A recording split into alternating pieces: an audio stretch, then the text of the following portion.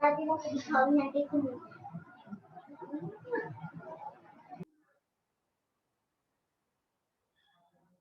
Loss and discount वाले topic में आपको जानना पड़ेगा एक तरफ कॉस्ट प्राइस के बारे में, जिसको बोलते हैं क्रय मूल्य। दूसरा तरफ देखना पड़ेगा आपको सेलिंग प्राइस के बारे में।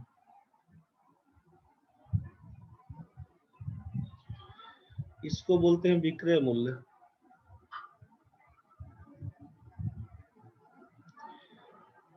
इसी में काम पड़ेगा आपको प्रिंटेड प्राइस बोले, लिस्टेड प्राइस बोले, लिस्ट प्राइस बोलिए इसको,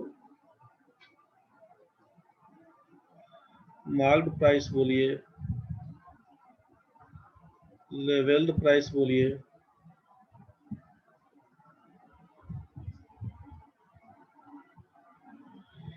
ये सब चला जाता है अंकित मूल्य के लिए, सूची मूल्य के लिए। जो कोई सामान लेते हैं आप और उस पर जो दाम लिखा हुआ रहता है उसी को मार्क्ड प्राइस बोलते हैं, अंकित मूल्य बोलते हैं। तो एक तरफ आपका ये कॉस्ट प्राइस है, दूसरा तरफ आपका ये सेलिंग प्राइस है, तीसरा तरफ आपका मार्क्ड प्राइस है, प्रिंटेड प्राइस, जो भी इसको बोलिए, अंकित मूल्य। ठीक है, तो इस तीन वाला चीज है, इधर क्रय मूल्य हुआ, इधर आपका विक्रय मूल्य हुआ, तीसरा आपका अंकित मूल्य हुआ। अब इसी क्रय मूल्य, विक्रय मूल्य और अंकित मूल्य से आपका तीनों तरफ निकल के आता है ये क्या, प्रॉफिट लॉस और डिस्काउंट।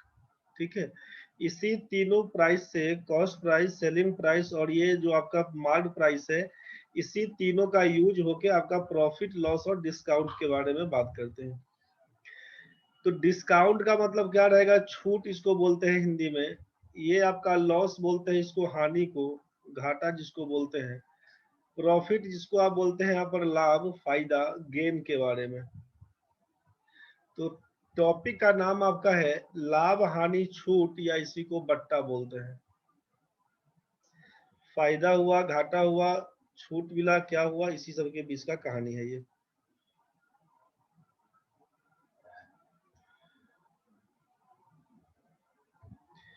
चलिए इसमें आगे बढ़ते हैं। तो ये तीन चीज है। तो अभी यहाँ पर तीन चीज आपका है, कॉस्ट प्राइस, सेलिंग प्राइस और मार्केट प्राइस। तो अब इसमें क्या है ना कि जिस कीमत पर कोई सामान को खरीदा जाता है वो आपका कॉस्ट प्राइस कहलाता है, परचेजिंग प्राइस बोला जाता है इसको, कि जिस कीमत पर कोई सामान को खरीदते हैं ये आपका कॉस्ट प्राइस कहलाता है, क्रय मूल्य कहलाता है, कि जिस कीमत पर कोई सामान खरीदते हैं। अब मान के चलिए कि आपसे कहा जा रहा है कि कोई सामान का दाम है अगर 20 रुपया, और इस सामान को खरीदने के लिए जब घर से हम निकलते हैं तो 10 रुपया हमको भाड़ा खर्च हो जाता है आने जाने में। 10 रुपया हमको भाड़ा खर्चा हो जाता है आने जाने में, और 20 रुपया में सामान दिया था, तो टोटल कॉस्टिंग क्या हो जाएगा इसके लिए, टोटल कॉस्टिंग के लिए बात करेंगे तो 20 और 10 मिला के बोलेंगे 30 रुपया। यहाँ पर टोटल कॉस्टिंग के लिए बोलेंगे 30 रुपया। कुल खर्च कितना, कुल खर्च कितना, तो बोलेंगे 30 रुपया। मतलब क्रय मूल्य यहाँ पर जो कॉस्ट प्राइस हमारा 20 रुपया दिख रहा था शुरू में, दुकान में भले दिया है 20 रुपया में, लेकिन जाने आने में जो एक्स्ट्रा खर्चा हुआ है उसको भी जोड़कर टोटल कॉस्ट प्राइस बोलेंगे, टोटल कॉस्ट बोलेंगे 30 रुपया। यही हमारा एज ए सीपी काउंट होगा। मान लीजिए कोई सामान आप खरीदते हैं, ऐसा सोचिए कि आप कोई सेकेंड हैंड बाइक खरीद के लाते हैं, बाइक खरीद के लाते हैं 12,000 रुपया में, और बाइक था खराब, इसको ठीक करवाने के लिए, आप मरम्मत करवाने के लिए, क्वेश्चन जो पूछता है इसमें, ठीक करवाने के लिए मान लीजिए अलग से आप 2,000 रुपया और खर्चा करते हैं गाड़ी को ठीक करवाने के लिए। तो गाड़ी को ठीक करवाने के लिए अलग से 2,000 रुपया खर्चा करते हैं। इसका मतलब हुआ कि टोटल कॉस्टिंग कितना बन के आया इसके ऊपर, तो बोलिएगा 12,000 में 2,000 जोड़ेंगे तो ये हो जाएगा 14,000 रुपया। मतलब सीपी ऑफ दैट बाइक कहलाएगा 14,000 रुपीज। ये बात आपको समझ में आ रहा होगा। क्रय मूल्य उस बाइक का कहलाएगा 14,000 रुपया, न कि 12,000 रुपया। चूंकि अब बोलिएगा क्रय मूल्य इसको बोलेंगे अगर 14,000 रुपया, आप बोलिए सर खरीद के लाए थे 12,000 रुपया में, तो लाभ हानि का कहानी क्या होगा कि जब आप ठीक नहीं करवाते इसको और 12,000 रुपया में ही वहीं से वहीं बेच लेते, तब का केस में होता कि 12,000 से कम में बेचते अगर तो बोलते घाटा हो गया, 12,000 से ज्यादा में बेचते तो बोलते फायदा हो गया, 12,000 में ही बेचते तो बोलते न तो घाटा हुआ न ही फायदा हुआ। लेकिन जब इसको ठीक करवाना पड़ा तो टोटल बाइक को चलाने के कंडीशन में लाने के लिए आपको 14,000 रुपया लग गया है। टोटल टोटल खर्चा लगा 14,000 रुपया। मतलब कुल क्रय मूल्य आप बताइएगा 14,000 रुपया। लाभ और हानि का जो भी निर्धारण होगा वो हमारा इस 14,000 पे होगा। तो एक्स्ट्रा जो खर्चा है, ओवरहेड एक्सपेंसेस जो भी बनेगा, एक्स्ट्रा जो खर्चा बनेगा उस सामान को लेकर आने तक में, सही कंडीशन में रखने के लिए उस सामान में जितना खर्चा बनेगा सबको मिला के कॉस्ट प्राइस बताइएगा। ऐसा नहीं कि खरीद लिए इतना में और उसके बाद से अलग जो खर्चा है सबको हटा दिए, तो ऐसा नहीं करिएगा। तो अब इसके पीछे काम क्या करना पड़ेगा आपको, उसको समझिए कि एक तरफ सीपी निकल के आया है। सीपी मान लीजिए कोई सामान हम खरीद के लाए अब 10 रुपया में, और आपसे बोले कि सामान को बेच देंगे 10 रुपया में, तो सिंपल सा चीज समझ में आपको आ रहा है कि 10 रुपए का सामान है, खरीद के लाए थे और 10 रुपया में उसको बेच दिया, तो भाई 10 रुपए का सामान 10 रुपया में बिक गया। सीपी और एसपी दोनों हमारा बराबर है। तो जब सीपी और एसपी दोनों बराबर है तो कंडीशन क्या होगा, नो प्रॉफिट नो लॉस। न तो लाभ होगा न ही हानि होगी। क्रय मूल्य और विक्रय मूल्य जब बराबर हो तो न तो लाभ होगा न ही हानि होगी। दूसरा सिचुएशन समझिए कि अगर हम कोई सामान को खरीद के लाते हैं 10 रुपया में और उसको बेच देते हैं मान लीजिए 12 रुपया में। कोई सामान खरीद के लाते हैं 10 रुपया में और उसको बेच लेते हैं 12 रुपया में। मतलब क्या समझ में हमको आया, यहाँ पे समझ में हमको आया कि यहाँ पर एसपी ज्यादा है सीपी से, विक्रय मूल्य ज्यादा है क्रय मूल्य से। मतलब खरीद के लाए थे कम रुपया में, बेच दिए ज्यादा रुपया में। तो 12 रुपया में जो बेचिएगा तो 10 रुपया फंसाए हुए थे आप खरीदने के लिए, 2 रुपया आपको एक्स्ट्रा दिख रहा है। ऐसे कंडीशन में जब हमारा एसपी ज्यादा हो सीपी से, विक्रय मूल्य ज्यादा हो क्रय मूल्य से, तो बोलते हैं प्रॉफिट का सीन है। जब विक्रय मूल्य ज्यादा हो क्रय मूल्य से तो बोलते हैं लाभ का कंडीशन है, प्रॉफिट का केस है। कितना रुपए का प्रॉफिट, तो भाई एसपी ज्यादा है सीपी से, प्रॉफिट निकालने के लिए सेलिंग प्राइस में से कॉस्ट प्राइस घटा दीजिएगा। 12 में से 10 घटाइएगा तो बोलिएगा 2 रुपए का प्रॉफिट। बस यही सीन है यहाँ तक। तीसरा कंडीशन में समझ लीजिए कि अगर हम बोलेंगे खरीद के लाए थे कोई सामान 10 रुपया में और उसको बेच दिया गया है 8 रुपया में, तो 10 रुपए का सामान 8 में बिकेगा, तो क्या कहानी बन के आएगा, तो बोलिए कि ज्यादा में खरीदे कम में बेचना पड़ा। मतलब क्या सीन दिख रहा है कि सीपी ज्यादा दिख रहा है एसपी से। ऐसे सीन में क्या करिएगा, ज्यादा में खरीद के कम में बेचना होगा तो लॉस होगा। लॉस किसके बराबर, तो बोलिएगा सीपी में से एसपी घटा देंगे। 10 रुपया का सामान 8 रुपया में बेचना पड़ा, 2 रुपए का घाटा हुआ। बस यही लॉस बन के आएगा 2 रुपये का। तो आपको इस सब चीज में क्या समझ में आया, आपको यहाँ पर समझ में ये आया होगा कि जब सीपी और एसपी बराबर है तो बोलेंगे नो प्रॉफिट नो लॉस। दूसरा कंडीशन आपसे बोला कि जब सीपी ज्यादा है एसपी से तो बोलेंगे लॉस का कंडीशन। और तीसरा कहानी कि जब एसपी ज्यादा हो सीपी से तो बोलेंगे प्रॉफिट का कंडीशन। मेरे ख्याल से ये चीज समझ में आ गया होगा। नो प्रॉफिट नो लॉस कब होगा, लॉस कब होगा, प्रॉफिट कब होगा। आगे बढ़िए। तो आपको मालूम क्या चला कि selling price minus cost price बोलेंगे तो प्रॉफिट का केस, और इसी में जब सीपी में से एसपी घटाइएगा तो बोलिएगा लॉस का कंडीशन। मतलब आपको ये क्लियर है यहाँ पर कि जब एसपी ज्यादा होता है सीपी से तो प्रॉफिट, और जब सीपी ज्यादा होता है एसपी से तो लॉस का कंडीशन। अब जरा सोचिए कि परसेंटेज प्रॉफिट और परसेंटेज लॉस निकालने के लिए पूछता है तो क्या काम करते हैं, परसेंटेज प्रॉफिट और परसेंटेज लॉस।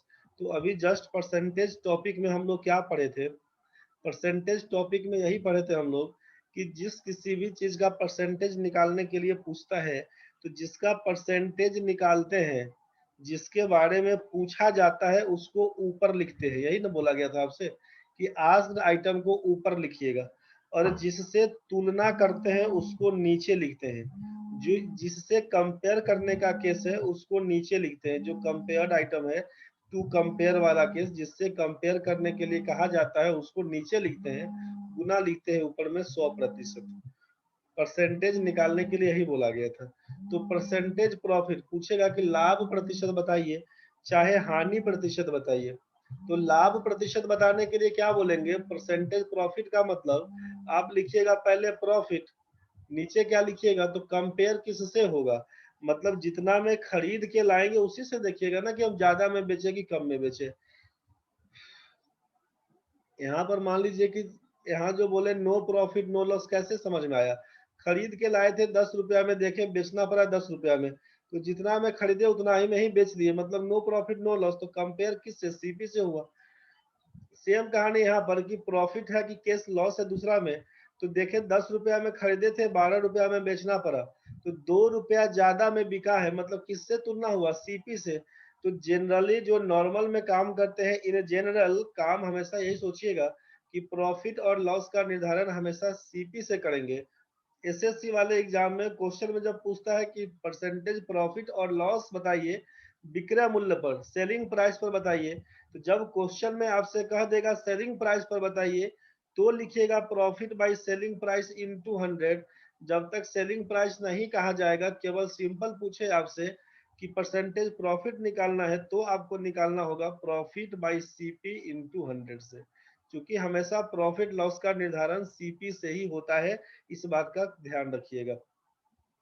लॉस परसेंटेज निकालने के लिए क्या बोलिएगा, लॉस बाई सीपी इंटू लिखिएगा 100%। जब क्वेश्चन में कह दे कि विक्रय मूल्य पर बताइए लॉस परसेंट, तो आप निकालिएगा loss by selling price into 100%। Profit percent कहेगा सेलिंग प्राइस पर, तो प्रॉफिट बाई एसपी इंटू 100%, तब काम करने जाइएगा। जरा यहाँ से फॉर्मूला का डेरिवेशन दिखा देते हैं एक बार। नॉर्मल में तो काम यही करते हैं हम लोग अभी, नॉर्मल में तो काम हम लोग यही करते कि परसेंटेज प्रॉफिट बराबर profit by CP into 100%, loss percentage बराबर लॉस बाय सीपी इंटू 100%, बस यही काम। अब थोड़ा सा इसमें आगे डिराइव कर देते हैं तो क्या होगा सोचिए, परसेंटेज प्रॉफिट बराबर, प्रॉफिट का मतलब है selling price minus cost price, नीचे लिखिएगा कॉस्ट प्राइस इंटू बोलेंगे 100%, लिखिएगा क्या तो सीपी इंटू प्रॉफिट परसेंट बराबर selling price into 100% minus cost price into 100%। दिक्कत होगा तो बोलिएगा, क्रॉस मल्टीप्लाई, सीपी को परसेंटेज प्रॉफिट से गुना कर दिया और इसमें क्या की है सोचिए, एसपी माइनस सीपी में इस 100% से गुना, तो एक बार selling price into 100% minus CP into 100%, बस यही चीज गुना हुआ है, परेशान नहीं होइएगा। अब सोचिए सीपी सीपी को, ये सीपी यहाँ पर है और ये सीपी यहाँ पर है, सीपी सीपी को साथ में डाल देते हैं। जब सीपी सीपी को साथ में डालिएगा तो क्या होगा, सीपी सीपी को साथ में डालेंगे तो CP into profit percent plus लिखिएगा सीपी इंटू 100% बराबर एसपी इंटू लिखिएगा 100%। यहाँ से सोचिए सीपी को जैसे ही कॉमन पकड़ लेंगे तो क्या होगा, 100% प्लस प्रॉफिट परसेंट बराबर बोलेंगे सेलिंग प्राइस इंटू 100%। यहाँ तक तो मेरे ख्याल से क्लियर है सबका ना। सेम चीज यहाँ भी कर सकते हैं, सेम चीज इसी को आगे खींचेंगे, लॉस बराबर सीपी माइनस एसपी बटा सीपी इंटू 100%, लॉस बराबर लॉस परसेंट बराबर फिर क्रॉस मल्टीप्लाई जैसे इसको किए, तो लेफ्ट साइड में जो काम किए वही काम आप राइट साइड में कर सकते हैं, अपने से करिएगा। हम लेफ्ट साइड वाला फॉर्मूला एक बार ड्राइव कर देते हैं, लेफ्ट साइड वाला फॉर्मूला एक बार ड्राइव कर देते हैं। यहाँ से क्या हो जाएगा कि जब आपसे सीपी पूछा जाएगा तो क्या लिखिएगा, सीपी पूछा जाएगा तो लिखिएगा एसपी इंटू 100% और नीचे लिखिएगा आप 100% प्लस प्रॉफिट परसेंट। सीपी जब पूछा जाएगा तब, एंड जब एसपी पूछा जाएगा तब क्या लिखिएगा सेलिंग प्राइस, तो लिखिएगा CP into 100% plus profit percent और नीचे सेलिंग प्राइस के बगल में दिया हुआ है 100%। तो आपके पास यहाँ से बन के क्या क्या आया है सोचिए,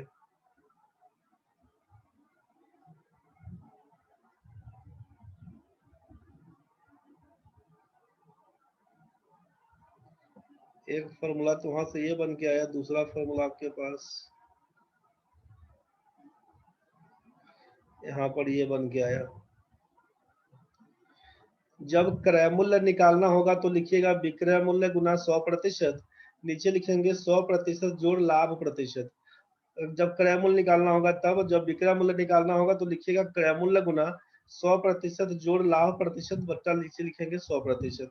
ये आपका सीपी निकालने के लिए, ये आपका एसपी निकालने के लिए कब, जब हमसे विक्रय मूल्य दिया रहेगा और लाभ प्रतिशत दिया रहे, पूछे क्रय मूल्य कितना है, तब के केस में डायरेक्ट इस फॉर्मूले का आप यूज कर सकते हैं। मतलब क्या बन के आएगा, यहाँ पे लिखेंगे हम लोग क्रय मूल्य बराबर विक्रय मूल्य इंटू 100% और नीचे लिखेंगे 100% जोड़ लाभ प्रतिशत। ये पहला है। दूसरा फॉर्मूला लिखिएगा विक्रय मूल्य के लिए, लिखिएगा क्रय मूल्य इंटू 100% जोड़ लाभ प्रतिशत और नीचे लिख दीजिएगा 100%। बस यही चीज यहाँ पर जो हिंदी में अंग्रेजी में लिख दिया गया है अलग अलग, इस चीज को अपना देख लीजिएगा। तो जब ये प्रॉफिट का केस होगा तब तो ये कहानी बन के आएगा, ठीक है ना भाई। मतलब फॉर्मूला में क्या देखे हम लोग कि सीपी निकालना होगा तो लिखे एसपी इंटू 100, तो 100 का मतलब 100% और नीचे लिख देंगे यहाँ पर 100% प्लस प्रॉफिट परसेंट। और जब एसपी निकालना होगा तो बोलेंगे CP into 100% plus profit percent और नीचे लिख देंगे 100%।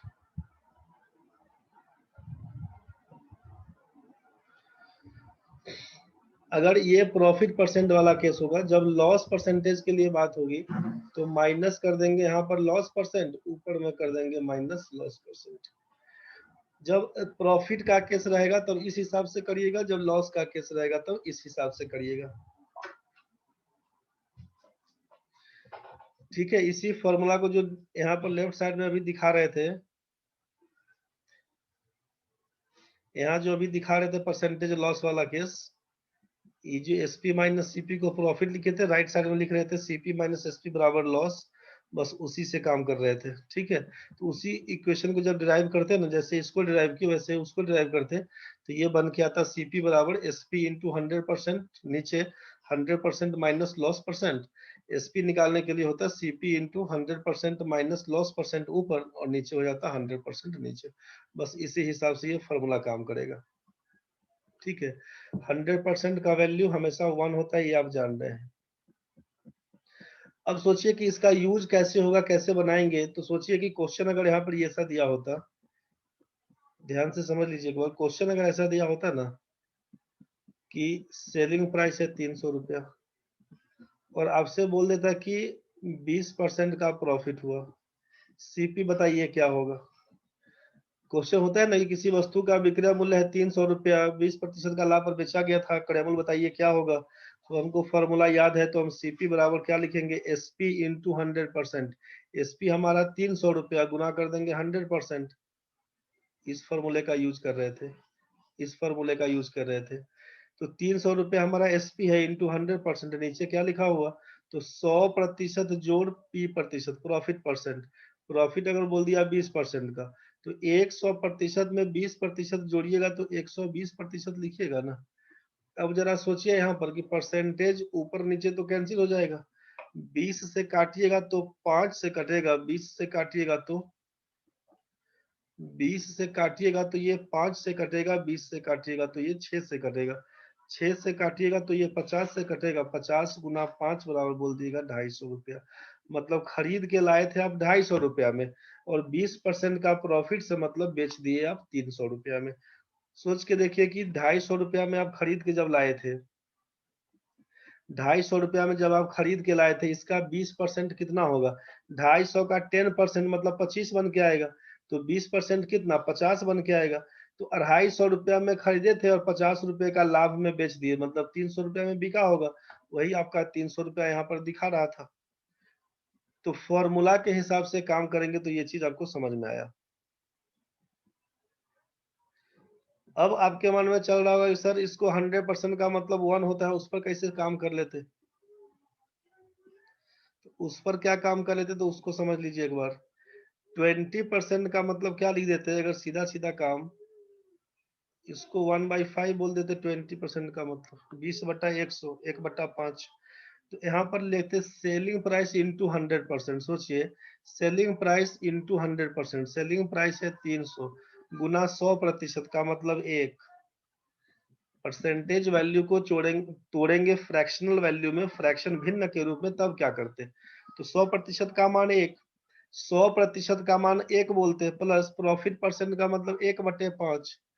इसी को सॉल्व करेंगे। सोचिए, तो 300 में 1 से गुना करेंगे 300 बट्टा 5 में 1 से गुना करिएगा 5 और 1 जोड़िएगा 6, तो नीचे आएगा 6/5 होता है ना, तो 5 चल जाएगा ऊपर। 6 से उड़ाइएगा तो 50 से काटिएगा तो लिखिएगा 50 पंचे 250। यही आपका 250 रुपये आंसर। तो आपका मन चाहे फ्रैक्शन पर तोड़ के देखिए तब, चाहे डायरेक्ट तोड़ के देखिए तो मर्जी आपका। तो एक चीज तो यहाँ से बन के आया। दूसरा काम सोचिए कि दिया क्या क्या हुआ है। तो दिया हुआ था यहाँ पर परसेंटेज प्रॉफिट दिया हुआ है और यहाँ पर सेलिंग प्राइस दिया हुआ। तो एक चीज नोट में लिख लीजिएगा आप लोग भी। नोट में लिखिएगा पहला कहानी कि CP is always 100%। CP is always 100%। क्रय मूल्य हमेशा 100% होता है। कोई भी वस्तु, कोई भी सामान अपने आप में 100% है। तो लिखिएगा पहला पॉइंट में कि सीपी इज ऑलवेज 100%। क्रय मूल्य हमेशा 100% होता है। क्रय मूल्य हमेशा 100% होता है, पहला कहानी। दूसरा कहानी करिएगा। अब सेलिंग प्राइस, 3 कंडीशन बन के आएगा ना, या तो परसेंटेज प्रॉफिट का केस होगा, चाहे परसेंटेज लॉस का केस होगा, चाहे नो प्रॉफिट नो लॉस का केस होगा। तो सेलिंग प्राइस इज, बोलिएगा सेलिंग प्राइस इज आइदर, क्या क्या है। तो अगर मान लीजिए प्रॉफिट परसेंट का केस है, 20% का प्रॉफिट, तो 20% का प्रॉफिट से क्या मतलब है कि 20 आउट ऑफ 100, 100 रुपए का सामान होगा तो 20 रुपया ज्यादा में बिकेगा, तो मतलब 120 में बेचना होगा। 20% लॉस में बेच दिए, इसका क्या मतलब हुआ? इसका मतलब हुआ कि 100 रुपए का सामान 20 रुपए का हानि, मतलब 80 रुपया में बिका। और बोलेंगे 20%, सॉरी, मतलब अगर आप सीए बोल दिया कि नो प्रॉफिट नो लॉस में बेचा, मतलब जितना में खरीद के लाए थे उतना ही में बेच देंगे। 0% अगर बोले कि 0% पर बेचे, तो मतलब न तो लाभ नहीं हानि का केस बनेगा। तो आपसे समझ में क्या आ रहा है यहाँ पे कि सेलिंग प्राइस इज आइदर, विक्रय मूल्य या तो 100% प्लस प्रॉफिट परसेंट का केस लाभ होगा तो 100 में जोड़ के बोल दीजिएगा। अगर ऐसा केस नहीं बनेगा तो लॉस का केस बनेगा, तो 100% माइनस लॉस परसेंट बोल दीजिएगा। अगर लॉस का भी केस नहीं बनेगा, नो प्रॉफिट नो लॉस का केस बनेगा, तो 100% रह जाएगा। जितना में खरीदे थे उतना ही में बेच देंगे, तो बोलेंगे प्रॉफिट लॉस बराबर तो नो प्रॉफिट नो लॉस, मतलब ये सॉरी सीपीएसपी बराबर, तो बोलेंगे नो प्रॉफिट नो लॉस। इस क्वेश्चन में सोचिए कि जो नोट अभी हम लिख दिए यहाँ पे कि सीपी इज ऑलवेज 100%, क्रय मूल्य, एक मिनट देखिए। तो आपसे कहा कि क्रय मूल्य हमेशा 100% होता है। विक्रय मूल्य के लिए आप देख लिए 3 कंडीशन, प्रॉफिट का केस, लॉस का case, no profit no loss का केस।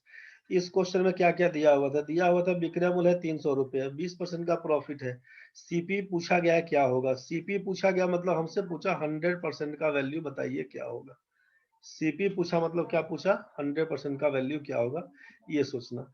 अब यहाँ पे दिया है आपसे कि 20% का प्रॉफिट। 20% का प्रॉफिट से क्या मतलब, 20% का प्रॉफिट होगा तो सेलिंग प्राइस कितना, तो selling price is either 100 plus profit percent और 100 माइनस लॉस परसेंट, या 100%, ऐसा करके बोला। तो क्वेश्चन में जो इन्फॉर्मेशन दिया होगा ना उसी हिसाब से बात करेंगे। क्वेश्चन का इन्फॉर्मेशन क्या था? क्वेश्चन का इन्फॉर्मेशन था 20% का प्रॉफिट। तो इसका मतलब क्या लिखिएगा,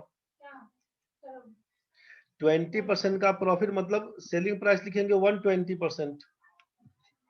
20% का प्रॉफिट से मतलब है, 20% का प्रॉफिट से मतलब सेलिंग प्राइस को बोलना होगा 120%। सोचिए तो ये सेलिंग प्राइस जैसे ही 20% का प्रॉफिट, मतलब सेलिंग प्राइस बोलेंगे हम लोग 120%। तो जैसे ही आप 120% बोलिएगा सेलिंग प्राइस से, सोचिए तो 120% सेलिंग प्राइस, और यहाँ पर सेलिंग प्राइस है 300, तो आप बोलिएगा ना यहाँ से कि 120% का मान है, 120% का मान यहाँ पर 300 के बराबर, तो कॉस्ट प्राइस होता है 100%, तो 100% का मान किसके बराबर होगा, यहीं से निकाल दीजिएगा कि 120% का वैल्यू 300, 100% का वैल्यू क्या होगा। बस इसी हिसाब से इसको सॉल्व कर दीजिएगा। 300 बटा 120 गुना 100 करिएगा, वही आपका 250 बना के देगा। यहाँ तक में किसी को दिक्कत है तो पहले ये बताइए, उसके बाद आगे बढ़ेंगे। यहाँ तक में किसी को दिक्कत है तो बोलिए, नहीं समझ में आया तो बोलिए, फिर से समझाया जाए कुछ। नहीं सर, कोई दिक्कत नहीं। नहीं सर, कोई दिक्कत नहीं, समझ में आ गया। चलिए ठीक है, समझ गए तो बहुत बढ़िया।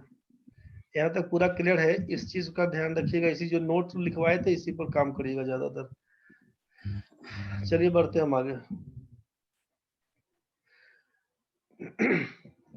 ये प्रॉफिट लॉस के हिसाब से काम करेगा, ठीक है।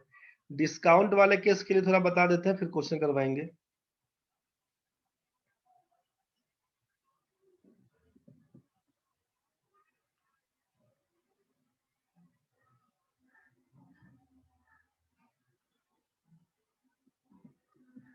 डिस्काउंट जो आपका है, छूट या जिसको बट्टा बोलते हैं, ये क्या कहानी करेगा इसके लिए सोचिए। आप जो कोई सामान लेने जाते हैं ना, प्रॉफिट लॉस पे काम करेंगे बाद में, ठीक है। क्वेश्चन करेंगे अब, मैंने कि थीम आपको समझ में आ गया है, अब काम करेंगे आगे। तो अभी डिस्काउंट का केस समझ लीजिए पहले।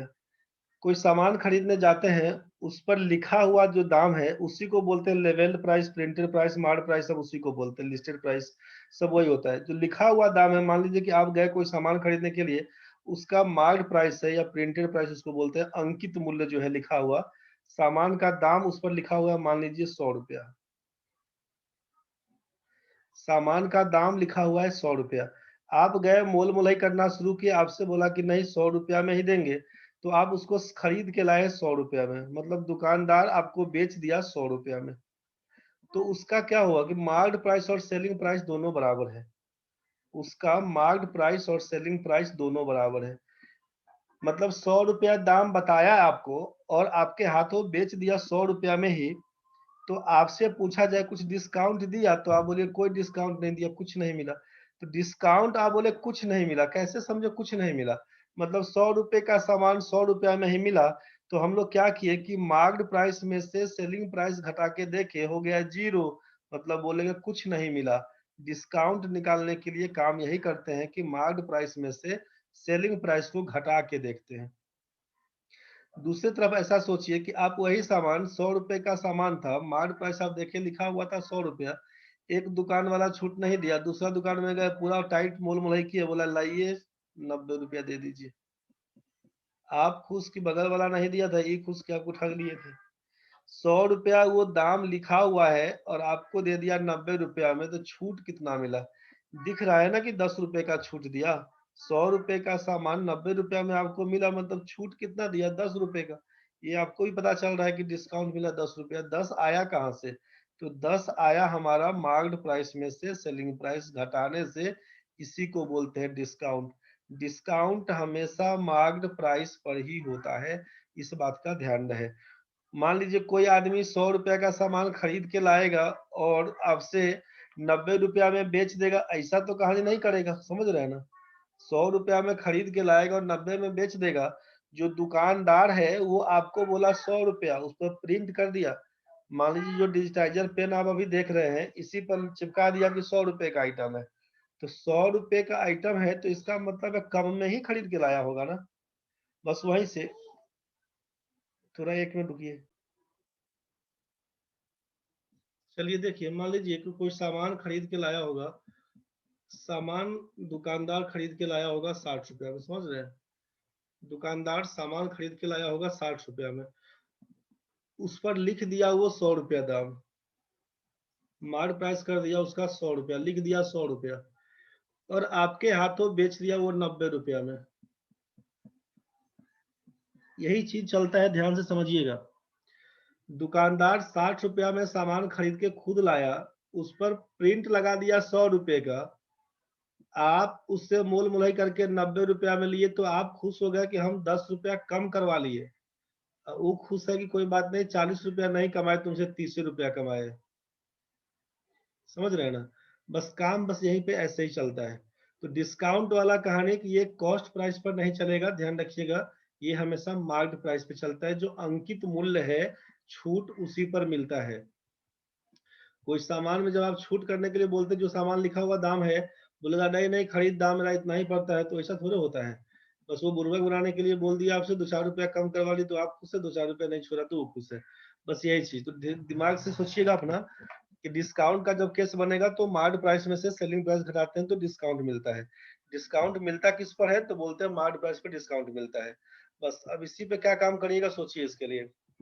जब परसेंटेज डिस्काउंट की बात आती है, जब परसेंटेज डिस्काउंट की बात आती है कि कितना प्रतिशत छूट मिला, तो छूट कितना मिला तो बोलिएगा डिस्काउंट कितना मिला। इसके बारे में डिस्काउंट मिलता किस पर है, जिससे कंपेयर करते हैं, तो आप बोलेंगे मार्केट प्राइस पे मिलता है, गुना कर देंगे यहाँ पर 100%। डिस्काउंट का निकालने के लिए बस यही फॉर्मूला काम। अब सोचिए यहाँ पे क्या हुआ।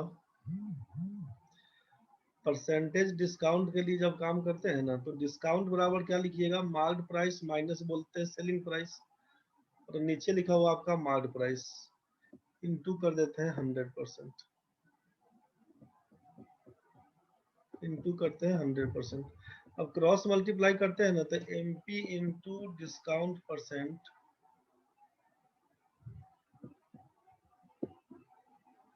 बराबर 100 से गुना करिएगा तो एमपी इंटू 100%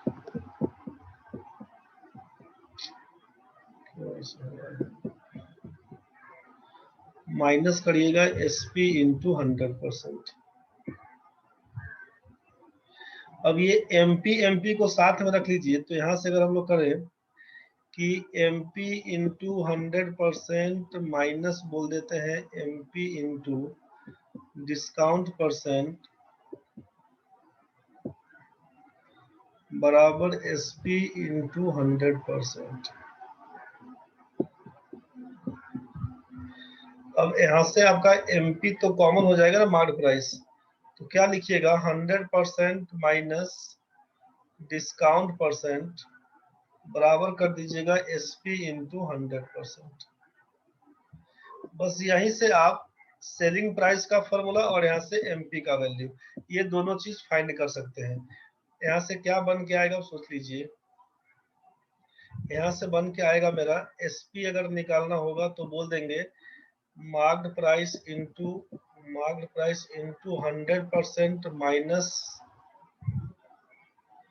तो देखिएगा लपटा रहा है अभी लिखने में, ठीक है, आप ढंग से लिख लीजिएगा, कंफ्यूज नहीं करिएगा।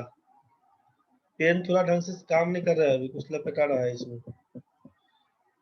सेलिंग प्राइस बराबर लिखिएगा आप यहाँ पे, सेलिंग प्राइस बराबर market price into 100% minus discount percent, और नीचे लिख दीजिएगा 100%। और जब हमसे मार्केट प्राइस पूछा जाएगा तो लिखिएगा सेलिंग प्राइस इंटू 100% और नीचे लिखिएगा 100% माइनस डिस्काउंट परसेंट। ये जो कटा हुआ दिख रहा है परसेंटेज, भाई कंफ्यूज नहीं होना, अभी जस्ट कटने वाला है, ज्वाइन करिएगा दोबारा तुरंत में।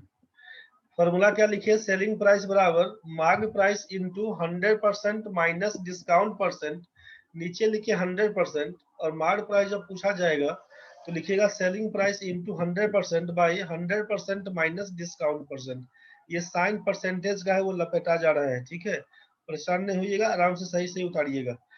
मतलब जब अंकित मूल्य पूछे तो क्या लिखिएगा, जब विक्रय मूल्य पूछे तब क्या लिखिएगा। अंकित मूल्य, विक्रय मूल्य और छूट वाला कहानी का ये रिलेशन है। कटने दीजिए, इसके बाद मिलते हैं फिर।